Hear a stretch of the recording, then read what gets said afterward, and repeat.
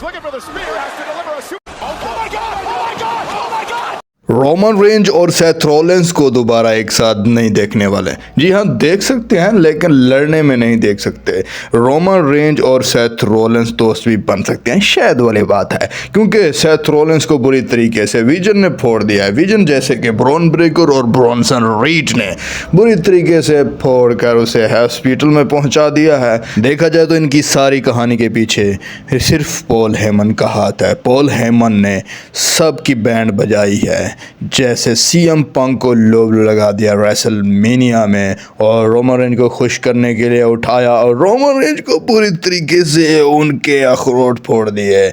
देखो जी, अब Seth Rollins को भी बुरी तरीके से स्पेयर लगवा देता है ब्रॉन ब्रेकर। और देख, ऐसे रहा है पॉल हेमन जैसे किसी को पता नहीं है, ऐसे कोई प्लान में ये शामिल नहीं है। ये क्राउड को दिखाना चाहता था कि मैं इसमें शामिल नहीं था और ये भी कहना चाहता था कि मेरा कसूर बिल्कुल ना है, क्योंकि बाद में मुझे सेथ रॉलिंस आके फोड़े ना। तो उसका बेड लेकर वहाँ से चले जाते हैं, लेकिन सेथ रॉलिंस भैया को बहुत ही बुरी तरीके से फोड़ देते हैं। वो हॉस्पिटल में पड़ा रहता है और आज की मंडे नाइट रॉ में उसका मैच होता है ब्रॉन ब्रेकर विजन का बॉस जो बना हुआ है, उनका मैच होता है एलन नाइट और ब्रॉन ब्रेकर के बीच। देखो, एलन नाइट भी एक शाकार और एक रेसलमेनिया का बहुत ही बड़ा रेसलर था और बहुत ही शुद्ध रेसलर है, लेकिन उनको हराने वाला ब्रॉन ब्रेकर बाहुबली बन चुका है।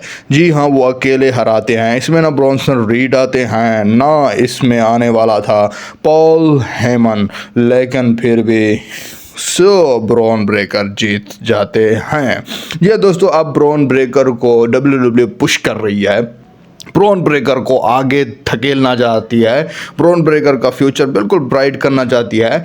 लेकिन इसमें ब्रॉन ब्रेकर का भी फ़ायदा है और WWE का भी फ़ायदा है। क्राउड कहता है कि देखो, न्यू जनरेशन को आप मौका नहीं दे रहे हैं, पुराने वही ओल्ड घूम रहे हैं। जैसे रोमन रेंज आते हैं, फिर अपना बेल्ट लेके चले जाते हैं, फिर सीएम पंक आते हैं, जीत जाते हैं, ब्रॉक लेसनर आते हैं, जीत जाते हैं, जैसे ओल्ड रेसलर हो गए और फेमस भी हीरो हो गए हैं। लेकिन इस बार ऐसा नहीं हुआ है। ब्रॉक लेसनर आते हैं, वो भी चले गए हैं और दूसरी बाइट पे रोमन रेंज भी चले गए हैं। सीएम पंक को देखो, मौका मिलता है कि नहीं मिलता, क्योंकि सीएम पंक भी अब जैसे कि न्यू हो गए हैं, जैसे ओल्ड थे फिर ओल्ड थे। ये तो पहले चले गए थे AEW में, अब वापस आ चुके हैं। देखते हैं कि WWE इनको जिताना चाहती है कि नहीं चाहती। देखें, अब इनका जो करियर WWE में फ्यूचर बनाना चाहती है, करियर जो बन रहा है वो है जय उसस और ब्रॉन ब्रेकर का।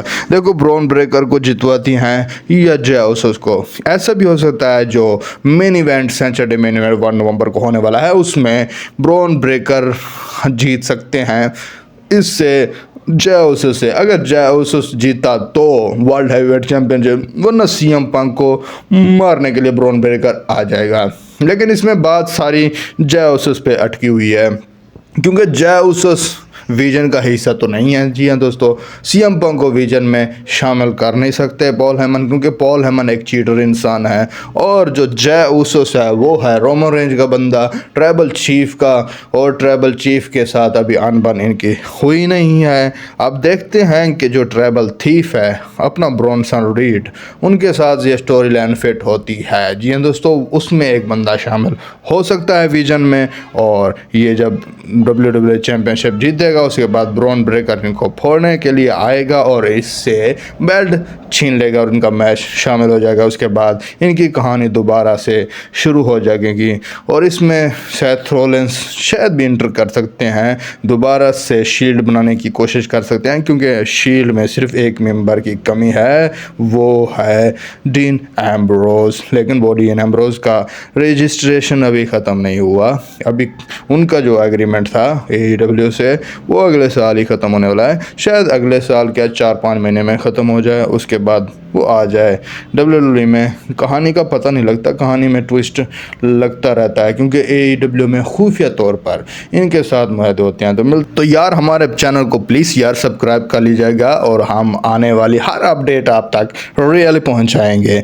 और दूसरी साइड पे पहले WWE ये नहीं दिखाती थी बैक स्टेज पे, देखिए बैक की लेंस आ गई है और इन पॉल हेमन को बुरी तरीके से गालियां देना शुरू कर देती है।